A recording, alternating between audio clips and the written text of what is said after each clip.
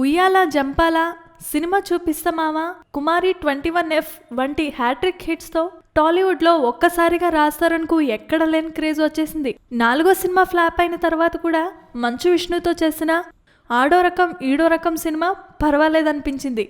అయితే ఆ తర్వాత రాజ్ తరుణ్ చేసిన సినిమాలేవి థియేటర్లోకి రాలేదు. రాజ్ తరుణ్ కొత్త సినిమా రిలీజ్ కాకపోవడానికి స్క్రిప్ట్లో మనోడు మితిమీరిన జోక్యమే కారణమన్న టాక్ ఇండస్ట్రీలో వినిపిస్తోంది. ఈ క్రమంలోనే మనోడు 2 సూపర్ హిట్ సినిమాలను మిస్ చేసుకున్నాడట. Sankranti super hit movie Shatamanam Bhavati story ముందుగా సాయి తరం తేజ్ శర్వానంద్ కంటే ముందు రాజ్ తరుణ్ వద్దకే వెళ్ళిందట.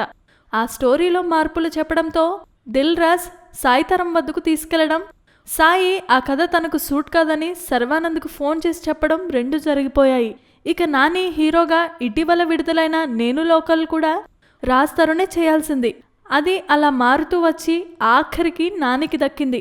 ఈ సినిమా ఇప్పుడు బిగ్గెస్ట్ హిట్గా ముందుకు దూసుకెళ్తోంది.